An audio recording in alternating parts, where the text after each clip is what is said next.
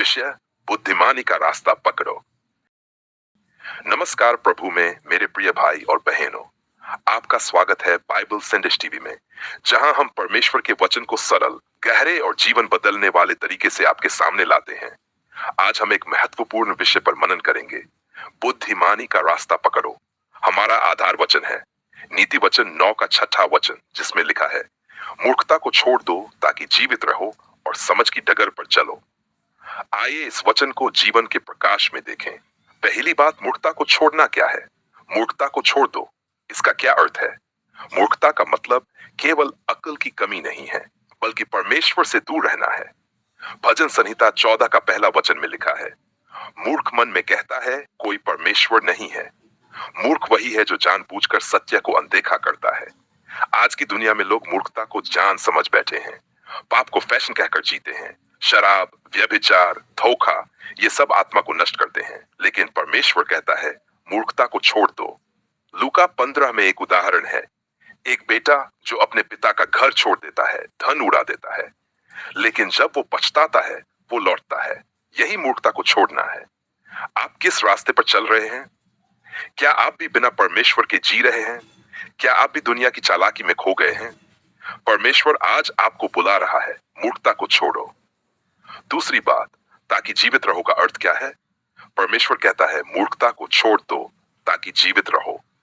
इसका मतलब शारीरिक जीवन नहीं, आत्मिक जीवन है। यूहन्ना 11 का 25वां वचन, यीशु मसीह कहते हैं, मैं पुनरुत्थान और जीवन हूं, जो मुझ पर विश्वास करता है वह यदि मर भी जाए तो भी जीवित रहेगा। मसीह में जीवन है। जब हम पापों को छोड़कर मसीह की ओर लौटते हैं, तभी हमें जीवन मिलता है। मूर्खता हमें मृत्यु की ओर ले जाती है, लेकिन बुद्धिमानी, समझ और परमेश्वर का भय हमें जीवन देता है। नीति वचन 14 का 12वां वचन में लिखा है, कोई मार्ग मनुष्य को सीधा जान पड़ता है, पर उसका अंत मृत्यु का मार्ग होता है। आज परमेश्वर हमें बुला रहा है, मेरे पास लौट आओ ताकि तू जीवित रहे। तीसरी बात, समझ की डगर पर चलो। और समझ की डगर पर चलो, ये एक आज्ञा है। समझ किसमें है? परमेश्वर के वचन में। भजन संहिता 119 का 105वां वचन, तेरा वचन मेरे पांव के लिए दीपक और मेरी के लिए उजियाला है। जब हम परमेश्वर के वचन में चलते हैं, तब हम सही दिशा में चलते हैं। नीति वचन का 1 अध्याय 7वां वचन, यहोवा का भय मानना बुद्धि का मूल है, परंतु मूर्ख लोग ज्ञान और शिक्षा को तुच्छ जानते हैं। तो समझ की डगर क्या है? परमेश्वर का भय रखना, उसकी आज्ञाओं में चलना, मसीह को अपना मार्गदर्शक बनाना। जब हम मसीह को अपनाते हैं तो हम अंधकार से प्रकाश की ओर बढ़ते हैं। यूहन्ना 8 का 12वां वचन, मैं जगत की ज्योति हूं, जो मेरे पीछे चलता है वह अंधकार में न चलेगा, परंतु जीवन की ज्योति पाएगा। प्रिय मित्रों, परमेश्वर आज हमें बुला रहा है, मूर्खता को छोड़ें, जीवन को अपनाएं और समझ की डगर पर चलें। जीवन का मार्ग केवल यीशु मसीह में है। याद रखिए, नीति वचन 9 का 6वां वचन कहता है, मूर्खता को छोड़ दो ताकि जीवित रहो और समझ की डगर पर चलो।